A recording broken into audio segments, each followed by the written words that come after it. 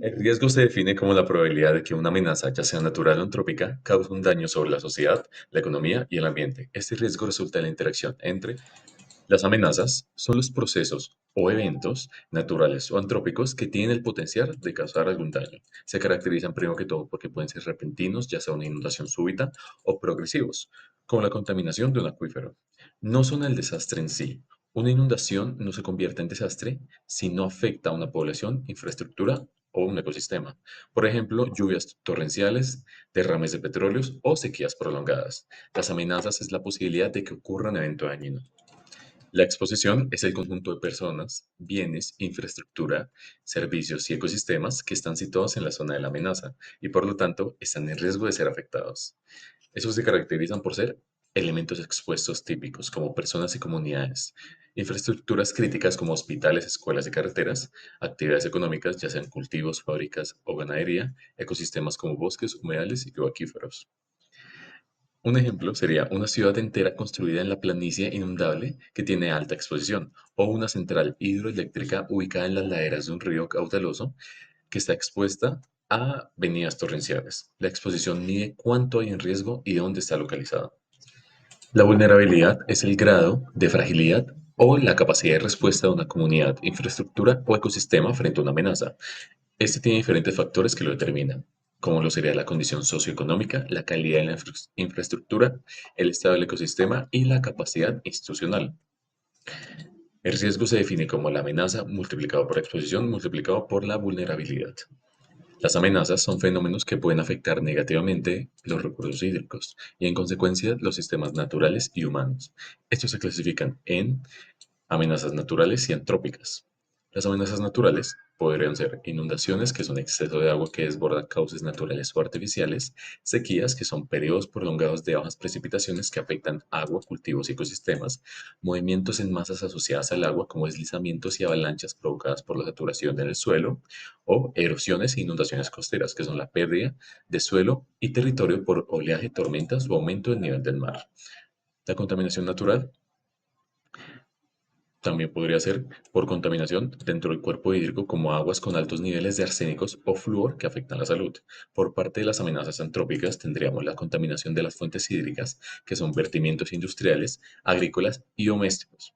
Sobre explotación del agua, que es la extracción mayor a la capacidad de la recarga, la deforestación del cambio del uso del suelo, que aumenta las escorrentidas y erosiones, y infraestructuras mal planificadas como represas y urbanización en zonas inundables que generan nuevos riesgos. Para los procesos de identificación se plantean primero que todo preguntas claves, como qué amenazas existen donde se analizan los fenómenos naturales y las acciones humanas que pueden afectar el agua y provocar un riesgo. Aquí se hace un inventario de amenazas y se clasifica según su frecuencia, intensidad y probabilidad de ocurrencia. La siguiente pregunta es, ¿qué elementos están en riesgo? Donde se identifican qué y quiénes podrían resultar afectados si ocurre una amenaza. Esto ayuda a dimensionar el impacto potencial de un evento. La siguiente es, ¿qué tan vulnerables son los elementos? Se evalúa la capacidad de resistir, responder y recuperarse de los elementos expuestos. Una misma amenaza puede generar consecuencias muy distintas según el nivel de vulnerabilidad. El siguiente paso sería los procesos para llevar a cabo la identificación. Primero que todo, el inventario de las fuentes de agua y usos actuales. Identificar ríos, quebradas, lagos, acuíferos y sistemas de abastecimiento. Registrar cómo se usan según el consumo humano, riesgo agrícola, industrial o energía. Siguiente paso sería analizar históricamente los eventos extremos. Revisar antecedentes de inundaciones, sequías, deslizamientos y contaminación. Usar información meteorológica, registros oficiales, prensa local y memoria comunitaria.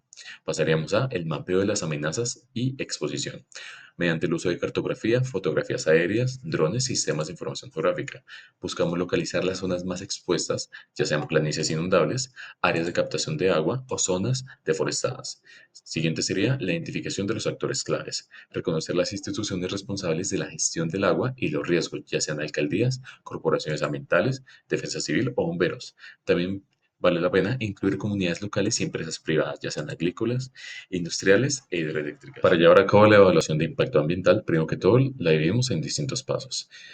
Tenemos el screening o la selección inicial, que determina si el proyecto requiere una evaluación de impacto ambiental según la magnitud, ubicación y posibles efectos ambientales. Pasamos con el scoping, que es la definición de los alcances. Se identifican los aspectos más relevantes a evaluar.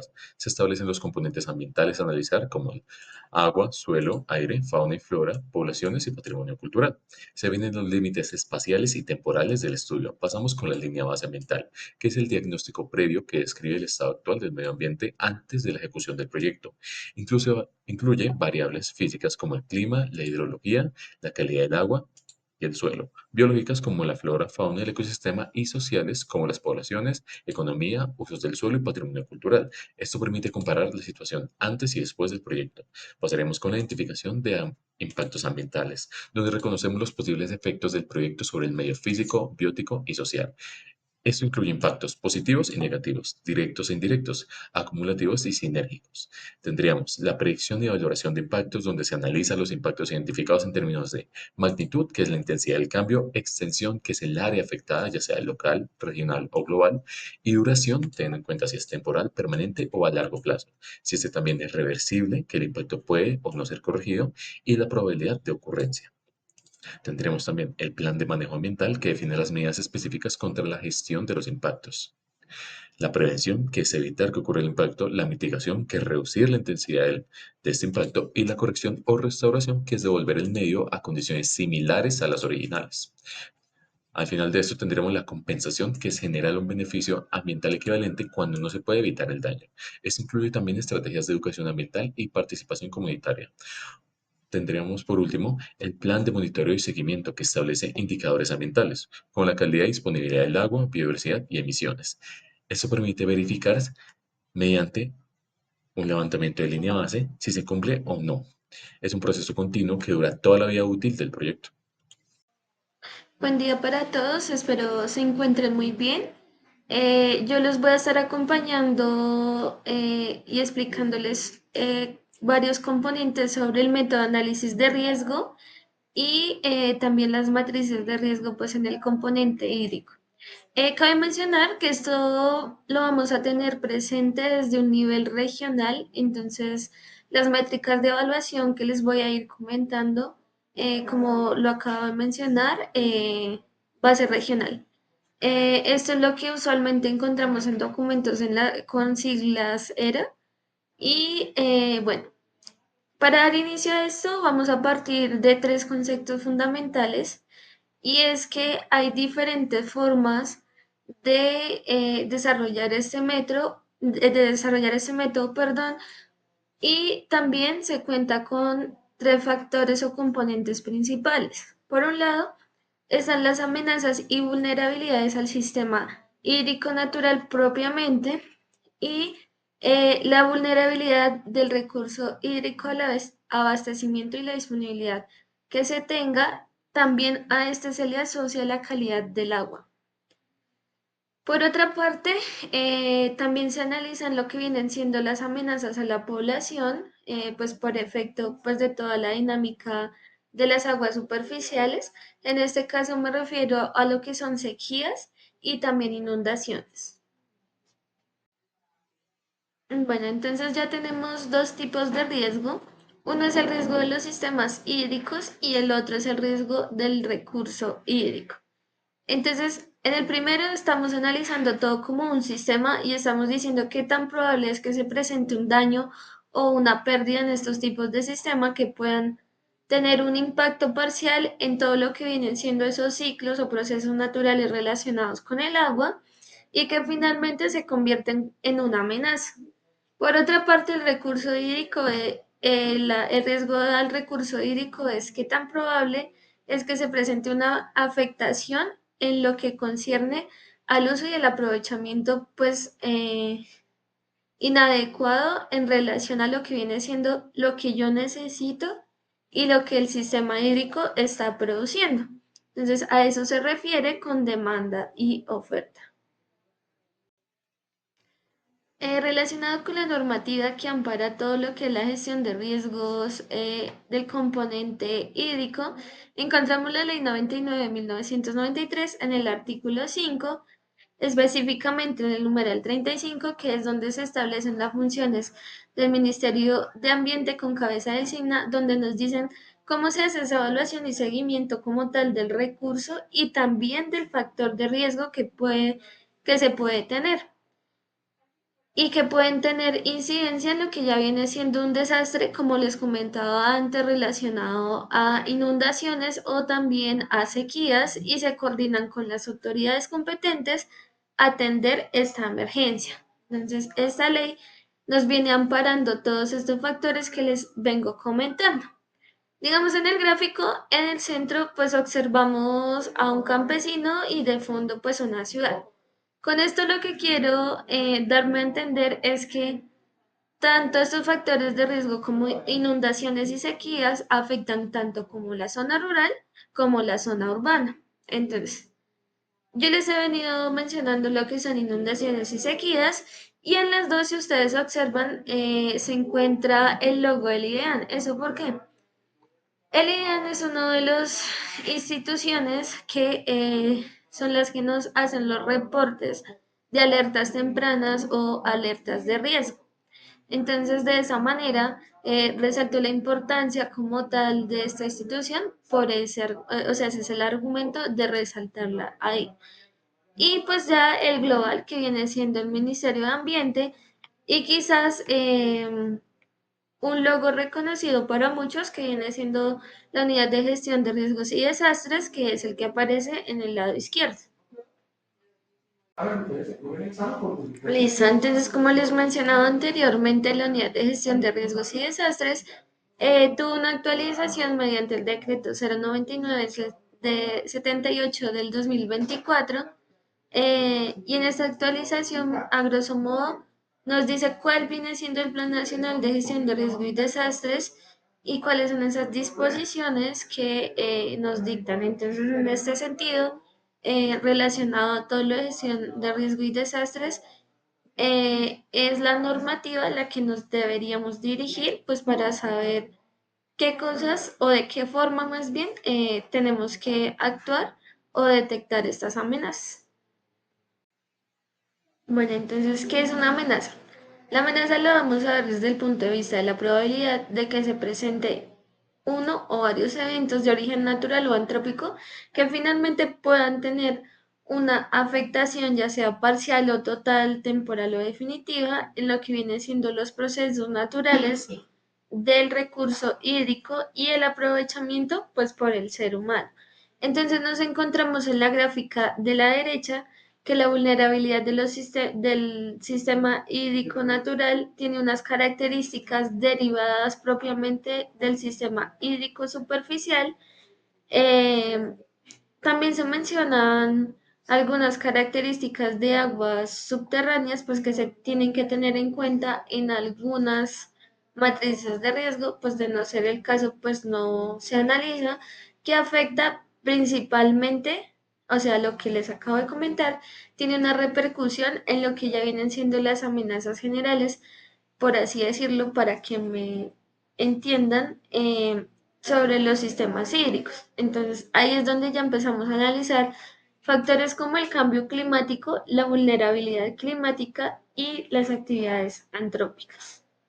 En la descripción de los eventos de origen hidrológico, pues se tienen en cuenta factores que vienen a potenciarlos desde un aspecto macro, como es el cambio climático en relación al aumento de los caudales, la variabilidad climática, que es la frecuencia o la intensidad pues de algunos eventos extremos, y también cambios en la intensidad durante y frecuencia de la precipitación, es decir, del periodo de lluvias. Por otra parte, en relación a las actividades antrópicas, se tiene en cuenta ese cambio de cobertura pues que se ha presenciado en el lugar pues, de estudio a lo largo del tiempo y si hay algunas obras sobre el cauce. También se consideran cambios morfológicos que hacen referencia a si se ha hecho desvío, por ejemplo, del cauce o se ha modificado el curso natural pues, de la cuenca. Las características de estas cuencas están relacionadas, como ya lo mencioné, a coberturas del suelo. También se analiza la parte de geología y geomorfología, que es el análisis como tal de la estructura, composición del suelo, y se tienen en cuenta las formas del relieve, pues que también conllevan a que pues a que estas sean características propias de las cuencas que puedan influir como tal en algún tipo de evento. Y finalmente se tiene en cuenta el clima. Entonces ya esto nos lleva a analizar también como las causas, pues, en general de estos eventos. Bueno, la vulnerabilidad está relacionada, como lo mencioné al inicio de la presentación, con la susceptibilidad frente a la disminución como tal del caudal, pero también la recarga hídrica pues que se puede tener al acuífero y la capacidad de regulación pues que ésta tenga. En este orden de ideas, usualmente uno analiza cuál es la oferta natural disponible, es decir, qué tanta cantidad de agua podría abastecerme pues de esa cuenca y cuánta yo necesito. Entonces a eso hace referencia a oferta y demanda. Y por otra parte, la calidad y la disponibilidad de ese cauce. Esto nos permite analizar cuáles son las amenazas del sistema hídrico, pero también a su vez las características propias pues de cada cuenca, pues porque difieren. Es decir, eh, la metodología está establecida, pero las características varían de acuerdo a pues van a variar de acuerdo a cada cuenca propiamente. En general, las matrices de riesgo están conformadas por un proceso, la descripción del riesgo o la oportunidad, una fecha donde uno hace por la identificación, el análisis inherente, los controles, análisis residual, observación y el último monitoreo. Entonces es como la forma en la que usualmente se organizan estas matrices, pues para identificar esos riesgos.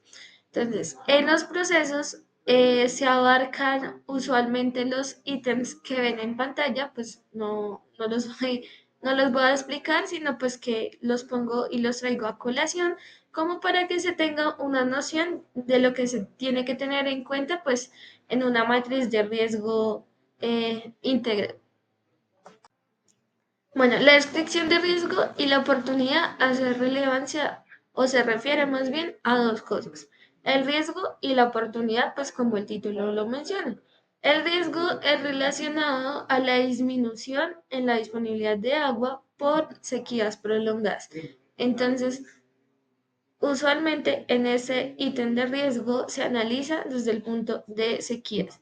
La oportunidad es la implementación tecnológica de ahorro de agua con el fin de mejorar la eficiencia del recurso. Entonces, son los dos factores pues, que se tienen que tener en cuenta. Disminución de la disponibilidad que se tenga en algún momento del recurso hídrico y cómo yo podría implementar tecnologías para evitar que se dé esa escasez.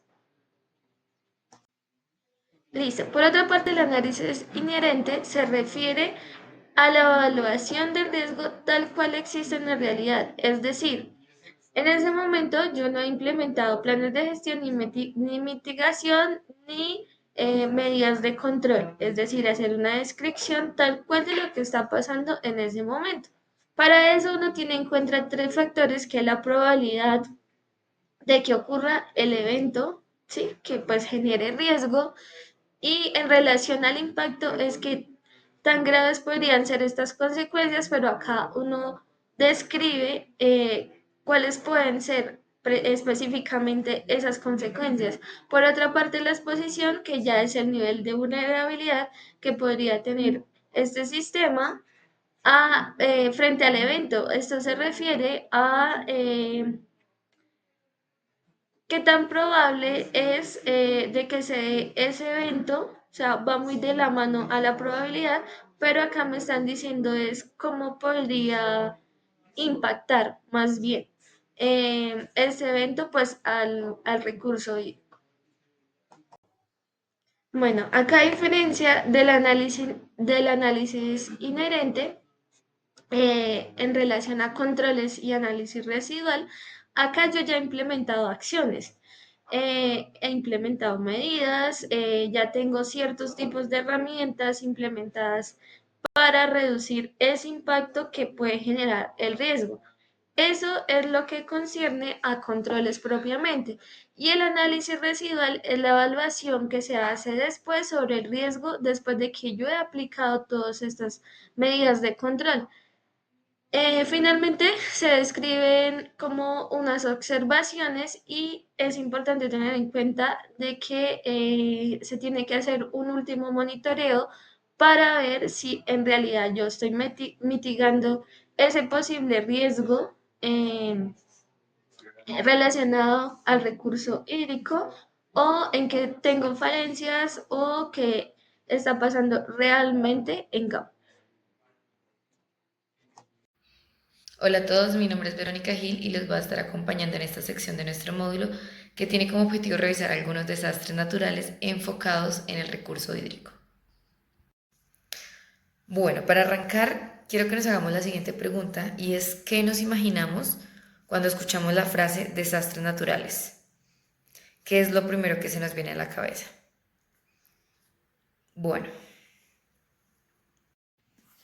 perfecto. Entonces, vamos a revisar tres desastres naturales que son muy comunes en nuestro país y en cada uno de ellos vamos a ir revisando por qué se originan y qué consecuencias tienen, para que al final podamos ver qué es un desastre natural, podamos definirlo.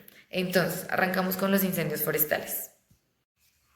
Los incendios forestales afectan directamente la cobertura vegetal donde se presenten, ya sea que se presenten en bosques o en áreas abiertas donde hay pastizales, donde tenemos cultivos, en áreas donde la vegetación no está muy tupida, sino que está empezando a regenerarse. Y con ello, al afectar directamente la cobertura vegetal, también afecta a las especies de fauna que encontremos en estos lugares. ¿Cómo afecta a las poblaciones humanas? Esto depende de dónde se den estos incendios forestales. Si se están dando cercanos a fuentes hídricas, un incendio forestal puede ocasionar que la calidad del agua se vea afectada. Como mirábamos al inicio del módulo y en el módulo anterior, la calidad del agua se mide en varios parámetros y estos con un incendio forestal se pueden ver alterados. Otra de las consecuencias graves es que al acabar con la cobertura vegetal vamos a tener áreas que van a estar despojadas y cuando estén despojadas van a estar más propensas a que temperaturas altas provoquen sequías. Continuamos con los deslizamientos de tierra. Estos son movimientos de masas grandes de suelo en pendientes. Entonces, ¿esto qué nos deja al descubierto? Uno, son consecuencia de un fenómeno anterior. Los deslizamientos pueden ser provocados por, uno, incendios forestales, que ya los vimos, porque al generarse un incendio forestal va a dejar descubierto el suelo, porque como ya mencionamos, va a afectar toda la cobertura vegetal. Y esto puede ocasionar que el suelo al estar descubierto y captar más agua directamente va a generar una desestabilización en el suelo y va a provocar un deslizamiento.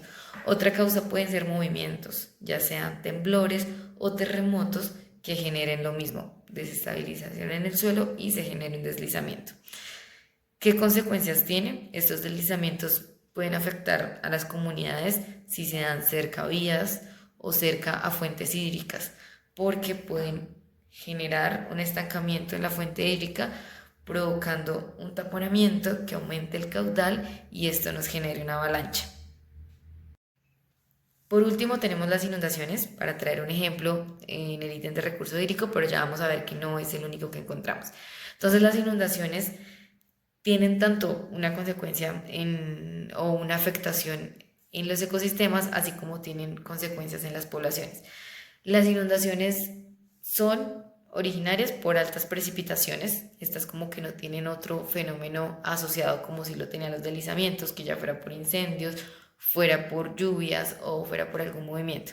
Las inundaciones son mucho más puntuales, pero su origen se debe de igual forma a algo natural y tienen consecuencias en comunidades, ya sea por afectación de suelos donde se cultiva, por afectaciones de viviendas o incluso porque generen, pues como mencionábamos, deslizamientos de tierra. Con estos tres ejemplos vamos a definir qué son los desastres naturales. Entonces ya vimos que los incendios, los deslizamientos y las inundaciones son producto de procesos naturales, de un proceso anterior que nos generó un fenómeno. Para poder hablar de un desastre natural, este fenómeno tiene que ser a gran magnitud. Entonces, es un proceso natural que nos lleva a un fenómeno a gran magnitud. ¿Y qué tenían en común estos tres? Que van a generar consecuencias en los ecosistemas y en las comunidades humanas. Siempre digamos que esto va a ser determinante en todos los desastres naturales que escuchemos. Van a ser a causa de un proceso natural que nos genera un fenómeno a gran magnitud, es decir, que nos afecta áreas muy grandes y que va a tener consecuencia tanto en los ecosistemas donde se generan, así como en las poblaciones humanas que estén pues inmediatas en la zona o incluso que se encuentren alrededor, pero pues que estén relacionadas. Haciendo énfasis en el recurso hídrico, tenemos tres desastres naturales que se presentan en nuestro país. El primero, como ya mencionábamos, son las inundaciones. ¿Qué son las inundaciones? Es la carga excesiva de agua en áreas donde no es común que se presenten estos niveles, donde no es común que cuando crece el río, esta es su zona de desbordamiento, sino que son áreas que normalmente permanecen secas y que están siendo inundadas.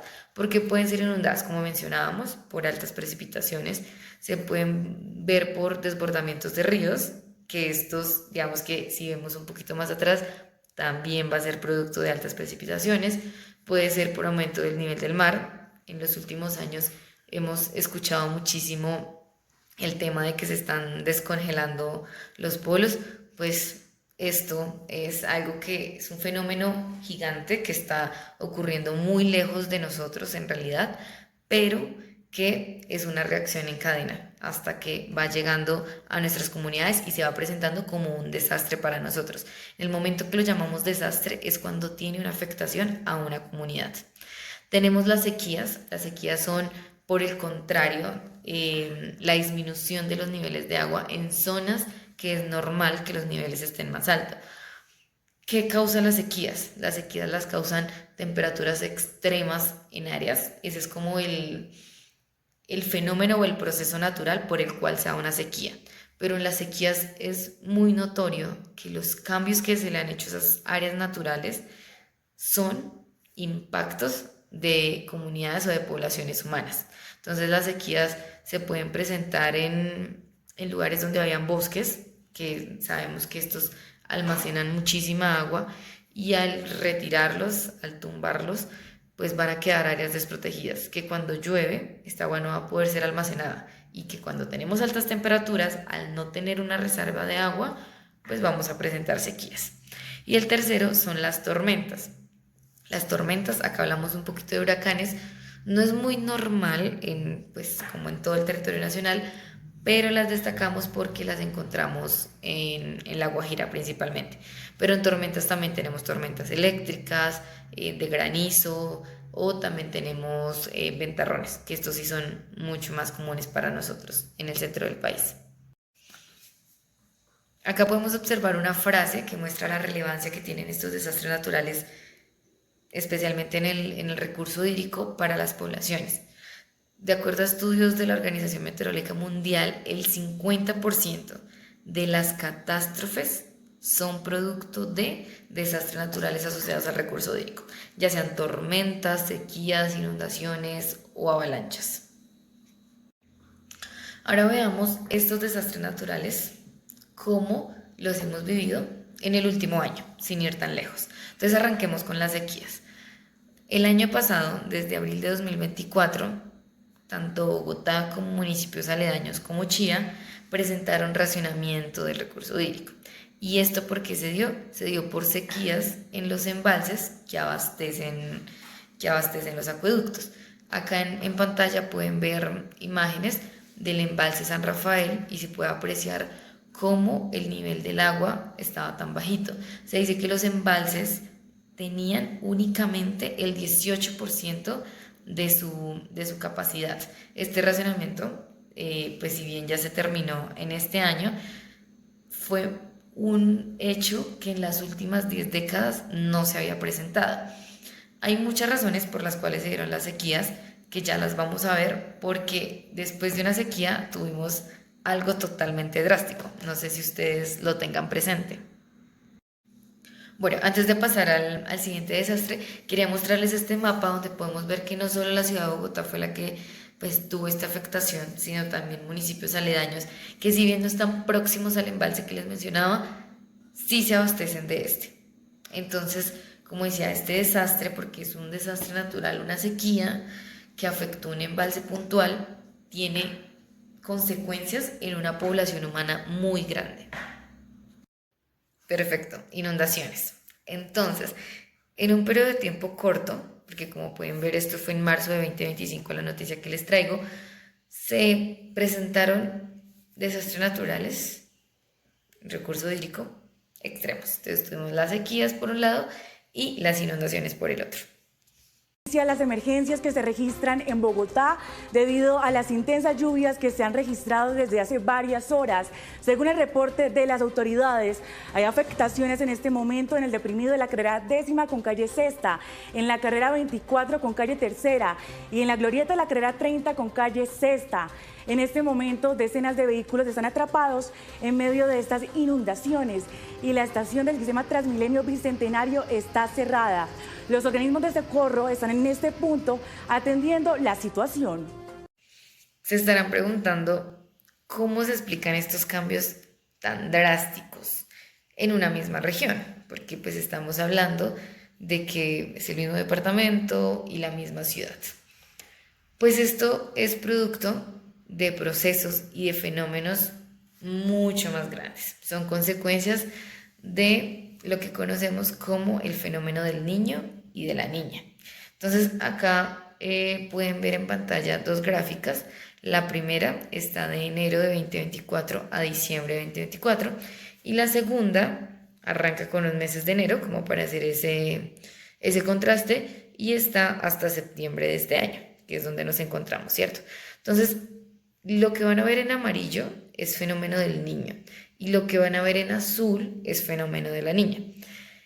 Cabe mencionar que estos fenómenos, si bien están establecidos y se dice que indican, dependiendo el país y dependiendo la región, se van a ver expresados. Entonces, ¿qué significa esto?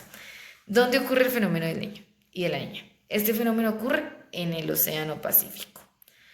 Pero entonces se va a ver reflejado en países como Estados Unidos, como México, como Colombia, como Ecuador, como Perú. Y en cada uno de estos países se va a expresar diferente. Entonces, de manera general, cuando hablamos de fenómeno del niño, es porque las temperaturas del océano aumentan. Y cuando hablamos de fenómeno de la niña, es porque las temperaturas del océano disminuyen. ¿Esto cómo se expresa para nuestro país? Cuando estamos viendo esas curvas en amarillo, indican que en Colombia se pueden presentar menos precipitaciones, pueden generarse sequías y las temperaturas pueden aumentar. Como ustedes pueden ver, nosotros el año pasado pues tuvimos fenómeno de la niña al inicio y al final del año. Y el fenómeno, perdón, del niño. Y el fenómeno de la niña para Colombia se expresa con un aumento de precipitaciones y la temperatura también aumenta en realidad, pero aquí el factor determinante para Colombia son las precipitaciones. Bien, ahora pasemos a algo un poquito más práctico. Ya podemos identificar qué es un desastre natural, las principales causas que lo originan y cómo nos pueden afectar. Pero ahora sería muy bueno saber en dónde nos pueden indicar, dependiendo de la zona en la que estemos, qué alertas hay.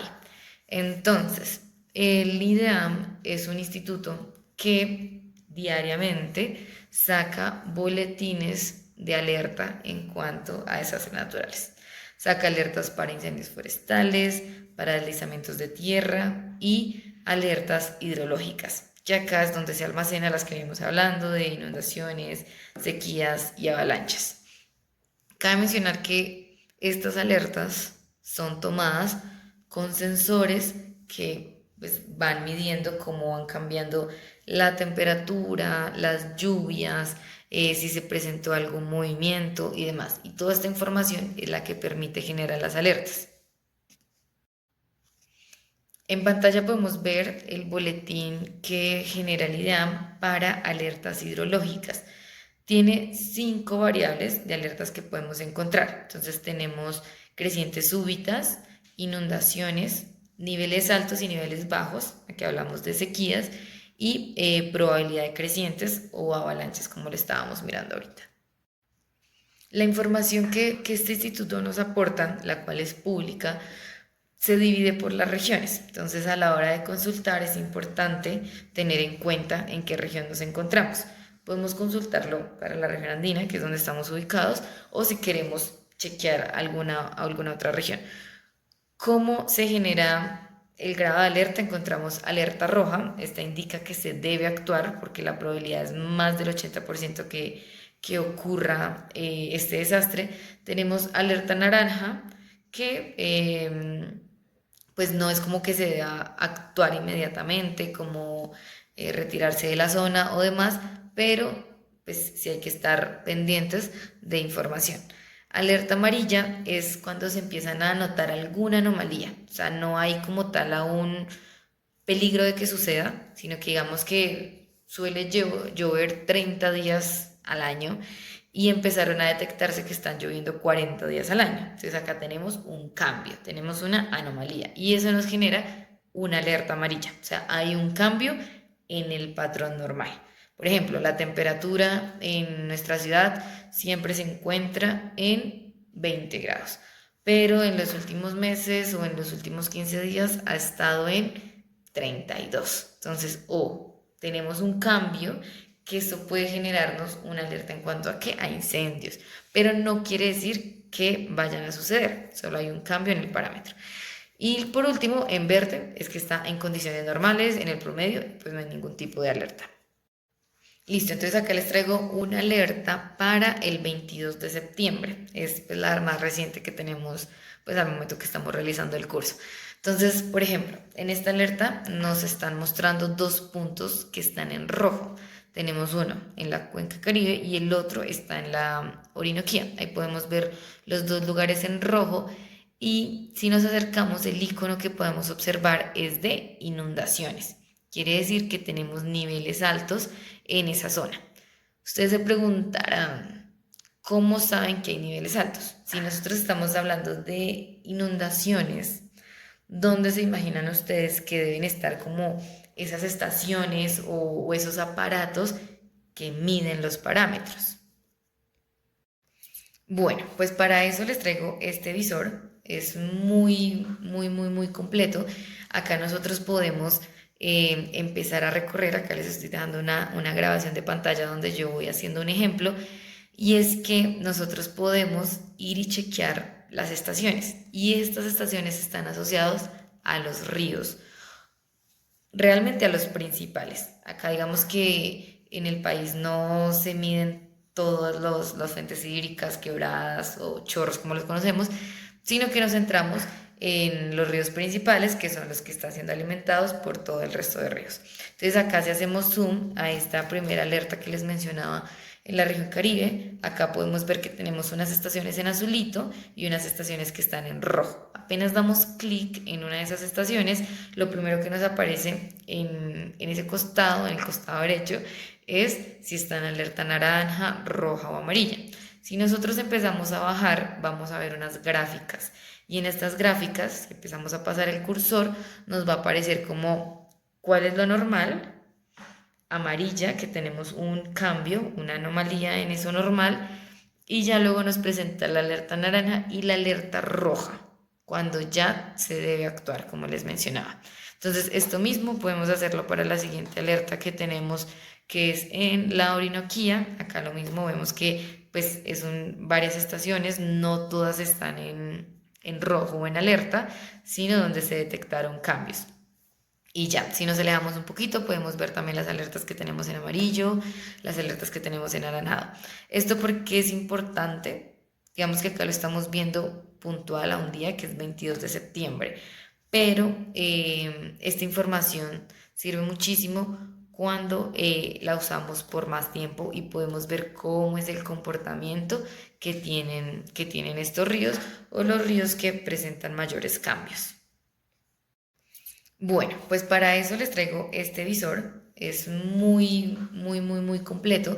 Acá nosotros podemos empezar a recorrer. Acá les estoy dejando una grabación de pantalla donde yo voy haciendo un ejemplo.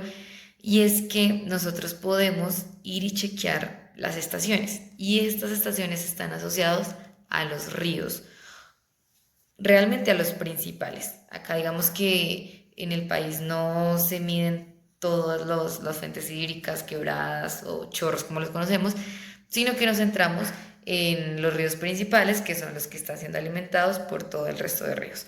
Entonces acá si hacemos zoom a esta primera alerta que les mencionaba en la región Caribe, acá podemos ver que tenemos unas estaciones en azulito y unas estaciones que están en rojo. Apenas damos clic en una de esas estaciones, lo primero que nos aparece en ese costado, en el costado derecho, es si está en alerta naranja, roja o amarilla. Si nosotros empezamos a bajar, vamos a ver unas gráficas. Y en estas gráficas, si empezamos a pasar el cursor, nos va a aparecer como cuál es lo normal, amarilla, que tenemos un cambio, una anomalía en eso normal, y ya luego nos presenta la alerta naranja y la alerta roja, cuando ya se debe actuar, como les mencionaba. Entonces, esto mismo podemos hacerlo para la siguiente alerta que tenemos, que es en la Orinoquía. Acá lo mismo, vemos que pues varias estaciones, no todas están en rojo o en alerta, sino donde se detectaron cambios. Y ya, si nos alejamos un poquito, podemos ver también las alertas que tenemos en amarillo, las alertas que tenemos en anaranjado. ¿Esto porque es importante? Digamos que acá lo estamos viendo puntual a un día que es 22 de septiembre, pero esta información sirve muchísimo cuando la usamos por más tiempo y podemos ver cómo es el comportamiento que tienen estos ríos o los ríos que presentan mayores cambios. Bueno, pues para eso les traigo este visor. Es muy completo. Acá nosotros podemos empezar a recorrer. Acá les estoy dejando una grabación de pantalla donde yo voy haciendo un ejemplo. Listo, de esta manera damos por finalizado esta sección de desastres naturales. Voy a dejar acá pues como el enlace que pueden copiar si quieren usar el visor. Es muy intuitivo, se puede pues recorrer por todas las estaciones que tiene el país y pues nos permite como estar informados de qué posibles desastres en cuanto al recurso hídrico pues pueden presentarse en alguna región. Bueno, para empezar, vamos a definir qué es una estrategia de mitigación y qué es una estrategia de resiliencia. Por primera parte, la estrategia de mitigación es el conjunto planificado de acciones, medidas o políticas que están orientadas básicamente para prevenir, reducir o controlar algún tipo de magnitud o probabilidad de ocurrencia frente a un impacto negativo. Esto asociado a un riesgo, por supuesto, y en este caso, pues lo vamos a ver de origen hídrico. El objetivo principal de las estrategias de mitigación no es eliminar totalmente pues, el riesgo, porque eso es imposible hacerlo, sino que es disminuir la vulnerabilidad de los sistemas, tanto humanos y ecológicos, y limitar algunos daños sobre los bienes o la infraestructura y por supuesto de los ecosistemas. Uno de los ejemplos que tenemos para las estrategias de mitigación o pues que son medidas estructurales son la construcción de diques para contener ríos y reducir por supuesto las inundaciones, algunos canales de drenaje en algunas ciudades para evacuar pues las aguas lluvia y pues están los embalses y las represas para regular los caudales y prevenir las crecientes. Por otra parte, tenemos la estrategia de resiliencia, que es un conjunto de acciones, capacidades o mecanismos diseñados para que los sistemas naturales, sociales y económicos puedan anticiparse, resistir y adaptarse y por supuesto recuperarse de los impactos de cada uno de los eventos, en este caso pues como ya lo mencionamos, hídrico, manteniendo las funciones esenciales y transformándose positivamente después de una crisis hídrica. La creación de o el plan que se tiene para las estrategias de resiliencia es la creación de sistemas de alerta temprana y planes de evacuación comunitarios frente a las inundaciones. Por otra parte, también tenemos la restauración de ecosistemas reguladores hídricos como lo son humedales o bosques ribereños. Bueno, frente a las estrategias de mitigación, vamos a repartirlas en algunos subtítulos. El primero es gestión del territorio y planificación urbana. Esto nos da a entender que la planificación territorial es la primera barrera frente al riesgo hídrico. Y esto consiste en evitar la ocupación de rondas hídricas, humedales y zonas de riesgo mediante el fortalecimiento de los planes de ordenamiento territorial, POT, con criterios de riesgo hídrico.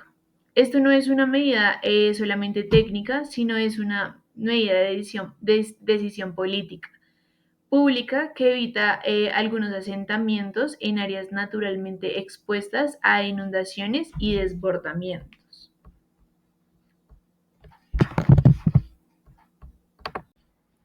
Listo, nuestro segundo subtítulo de nuestro título que presentamos es la zonificación de amenazas. En la zonificación de amenazas tenemos que apoyarnos con mapas de riesgo hídrico, que estos son instrumentos que permiten identificar las áreas que son críticas y orientar en la localización de las viviendas y vías y pues las actividades productivas para cada una de nuestras comunidades. Esto permite incorporar análisis en los planes de ordenamiento territorial, que no es una opción, sino es una condición para construir ciudades y territorios sostenibles. Finalmente, para la gestión del territorio y planificación, tenemos los planes de uso del agua, que son instrumentos de gestión para prevenir y manejar los riesgos asociados al recurso hídrico, como es el caso de inundaciones. Esta planificación del uso del agua es mediante concesiones y planes de manejo que aseguran la demanda hídrica que no supere la disponibilidad real del recurso. Es cualquier tipo de control y que sirve como una estrategia de mitigación para generar la pérdida de la eficacia. Tenemos, por supuesto, acá un ejemplo que es la Política Nacional para la Gestión Integral del Recurso Hídrico. En Colombia se define como un instrumento de planificación que busca garantizar la sostenibilidad del recurso a través de objetivos como lo es la conservación de la demanda, la mejora de la calidad y la gestión de riesgos y fortalecimiento netamente institucional. Esta política originalmente está proyectada para el 2010 al 2022 y aún sigue vigente y se enfoca en la coordinación de acciones entre las autoridades, los usuarios, comunidades y sectores económicos para un uso eficiente y equitativo del agua. Bueno, como segunda parte de las estrategias de mitigación, vamos a hablar sobre las infraestructuras del control hídrico. Como primera parte tenemos la infraestructura gris, en la cual destacamos los diques, los canales de drenaje, las presas, los embalses y cuyo objetivo principal es controlar esos caudales y almacenar el agua, reduciendo el riesgo de la inundación urbana. También se incluyen algunas estaciones de bombeo que permiten evacuar el exceso de agua pues en algunas áreas críticas. Listo, por otro lado, de las infraestructuras del control hídrico tenemos la infraestructura verde, que está basada netamente en los ecosistemas y se basa en la restauración de los bosques de montaña, que regula la escorrentía y disminuye, por supuesto, la erosión. La recuperación de humedales incrementa la capacidad de almacenamiento natural del agua y las barreras vivas y terrazas agrícolas estabilizan los suelos evitando pues los deslizamientos. En la práctica, la combinación de ambas infraestructuras, tanto la gris como la verde, ofrece soluciones integrales y sostenibles para, como una medida de estrategias de mitigación para el recurso hídrico. Listo. Como tercera parte de las estrategias de mitigación, tenemos el manejo sostenible del recurso, que tenemos el uso eficiente y por supuesto el ahorro, que embarcamos la Ley 373 de 1997, por supuesto en Colombia, que menciona acciones orientadas a optimizar la cantidad de agua y energía utilizada, reduciendo pues su desperdicio y promoviendo su uso racional mediante prácticas como el reuso. La línea de mitigación de uso eficiente y sostenible del agua en la agricultura, por ejemplo, permite implementar sistemas de riego, eh, por ejemplo, como goteo, que permite reducir el consumo sin sacrificar pues la productividad de esta. En la industria tenemos la reutilización de aguas, que disminuye la presión sobre las fuentes, y también tenemos enmarcado un ejemplo en los hogares, que son tecnologías como inodoros ahorradores y sistemas de captación de aguas lluvias, que lo que permiten es que sea posible un consumo mucho más racional.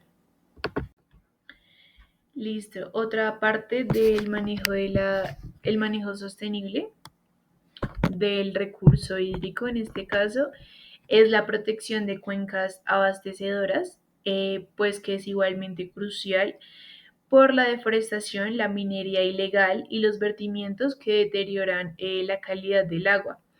Esto reduce la capacidad natural de regulación de las fuentes.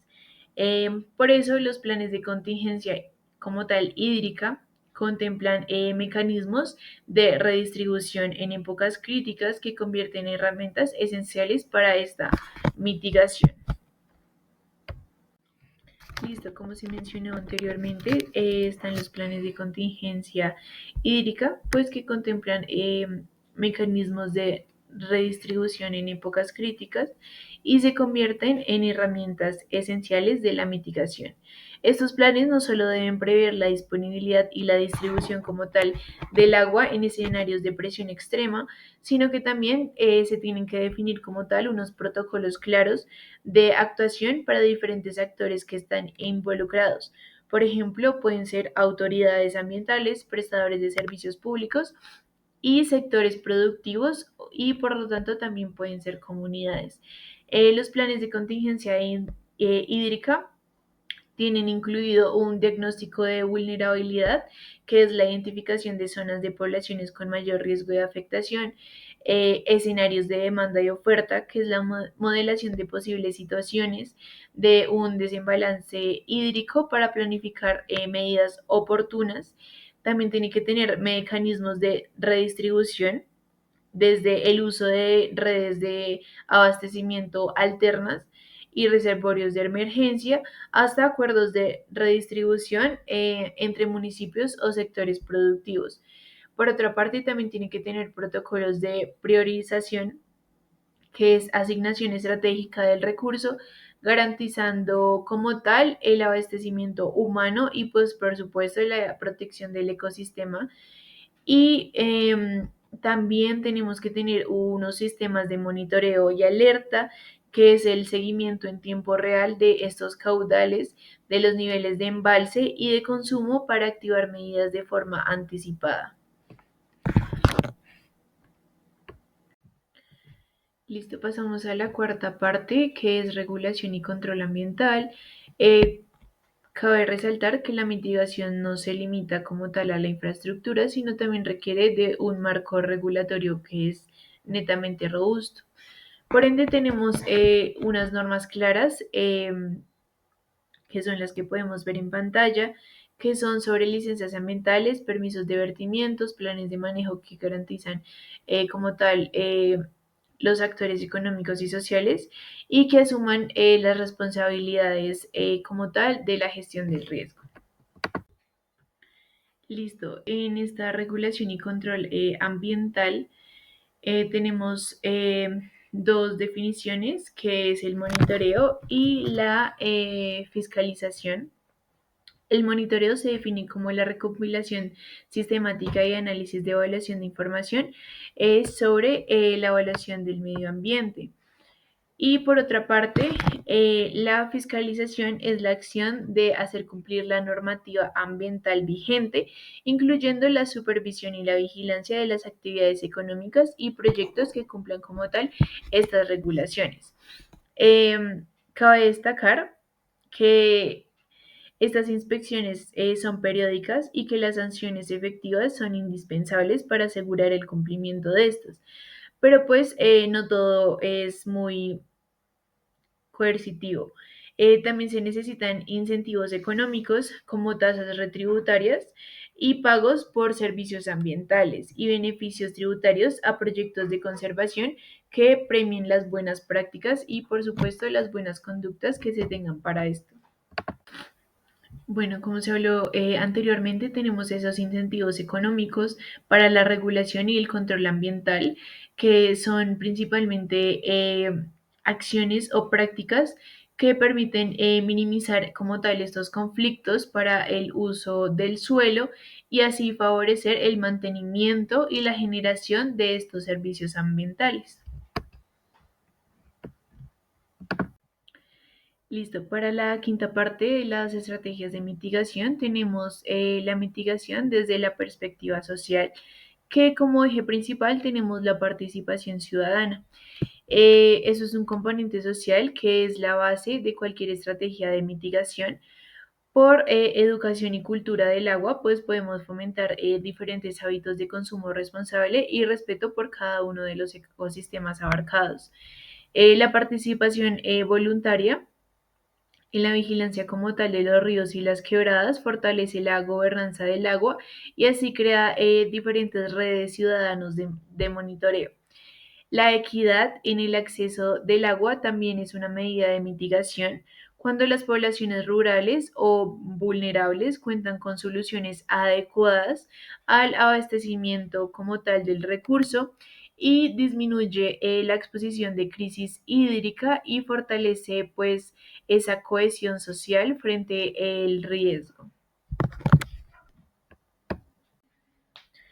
Listo, como última parte tenemos la innovación y la tecnología. La innovación pues nos ofrece herramientas pues cada vez más precisas y los sistemas de alerta temprana como son sensores de nivel del río y radares meteorológicos y las aplicaciones móviles que permiten advertir sobre posibles inundaciones con suficiente pues anticipación. Las tecnologías como teletratamiento, como es las plantas de potabilización móviles, sistemas de filtración comunitaria o potabilización solar, facilitan el acceso como tal del agua y aseguran situaciones de emergencia. Por último, también tenemos un acceso a los datos abiertos y a las plataformas en línea que permite pues la transparencia y permite que cada uno de los gobiernos, academias o como tal la ciudadanía cuenten con información confiable en la toma de cada una de las decisiones para las estrategias de mitigación. Bueno, para hacer un pequeño resumen sobre las estrategias de mitigación, tenemos que pues esto constituye un conjunto de medidas que abarcan como tal la planificación del territorio, la infraestructura, el manejo sostenible del recurso, la regulación ambiental, la participación social y la innovación y tecnológica y la integración, por supuesto, climática. Cabe destacar que son acciones que no eliminan como tal el riesgo, pero reducen significativamente la magnitud de cada uno de los impactos y su éxito depende como tal de la articulación del Estado, del sector privado, de la comunidad o como tal de alguna institución pues aliada. Esto tiene que tener una visión a largo plazo que reconozca el agua no solo como un recurso económico, sino como un bien común, vital y pues por parte estratégica para cada uno de las comunidades, institución, etc. Bueno, para continuar con nuestras estrategias para el recurso hídrico, continuamos con la estrategia de resiliencia. Para esta ocasión vamos a contar con un contexto de un problema real, la cual es la recuperación del río Bogotá. Como un contexto, sabemos que el río Bogotá pues recorre 380 kilómetros desde su nacimiento en Villa Pinzón hasta su desembocadura pues en el río Magdalena. Entonces pues durante décadas recibió muchísimos vertimientos industriales, aguas residuales, domésticas, desechos sólidos, pues lo que convirtió al río Bogotá como uno de los ríos más contaminados de todo el país. La expansión urbana en municipios pues, de la sabana de Bogotá redujo la ronda hídrica, aumentando así pues, el riesgo de inundaciones y deteriorando como tal cada uno de los ecosistemas asociados a los humedales o a rondas de quebradas. La comunidad lo percibía como un río muerto, como un caño, lo que generó pues desinterés en su cuidado. Entonces, pues algunas estrategias de resiliencia aplicadas para la recuperación del río Bogotá son infraestructuras del tratamiento, son construcciones y ampliación de plantas de tratamiento de aguas residuales, una en Salitre, en el norte de Bogotá, que trata del 30% de las aguas de la ciudad, otra en Soacha, que está como tal proyectada en construcción, que está proyectada a tratar hasta el 70% restante, y la meta es alcanzar el 100% de tratamiento de aguas residuales domésticas en Bogotá y pues en sus municipios aledaños.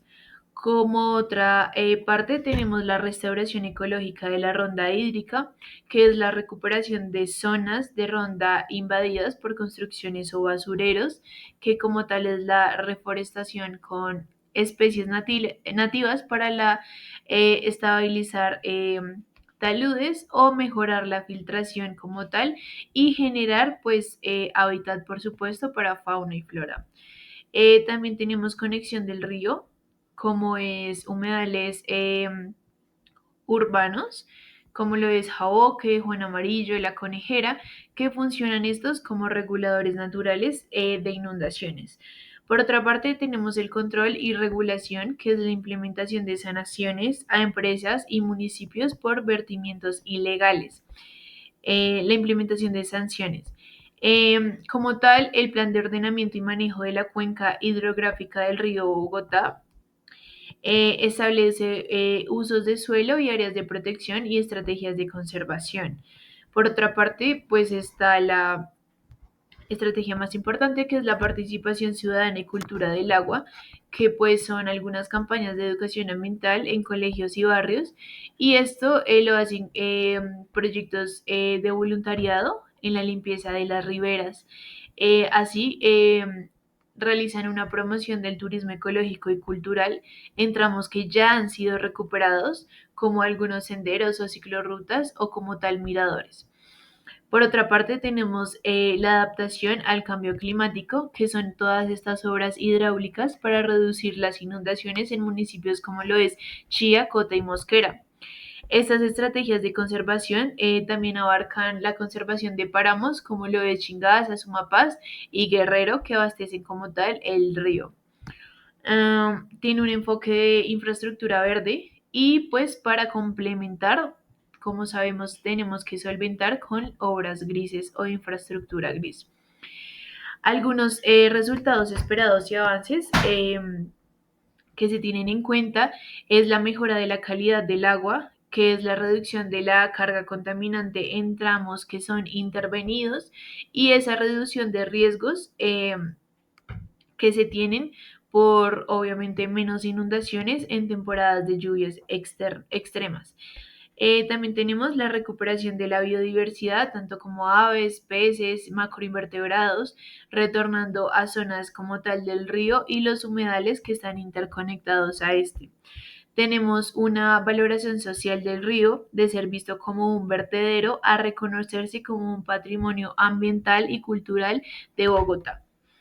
Tenemos un cumplimiento del fallo judicial, que es la sentencia del Consejo del Estado del 2014, que ordenó al Estado colombiano ejecutar el saneamiento integral del río, lo que ha impulsado pues gran parte de estas acciones. Y por último tenemos las lecciones de resiliencia hídrica, que la resiliencia no es solo una técnica, sino también es algo muy social y cultural, y que se requiere tener un activo compromiso con la comunidad y que vea al río como activo y no como un problema. La contaminación de la infraestructura gris y verde es clave la combinación de la estructura gris y verde es clave para la sostenibilidad como tal del río, y la gobernanza, que están corporaciones autónomas regionales, Ministerio de Ambiente, entre otras, es esencial en cuencas, porque estos son múltiples actores, y pues son los actores que van a implementar todo y cada una de estas estrategias que se va a llevar para la recuperación del río Bogotá.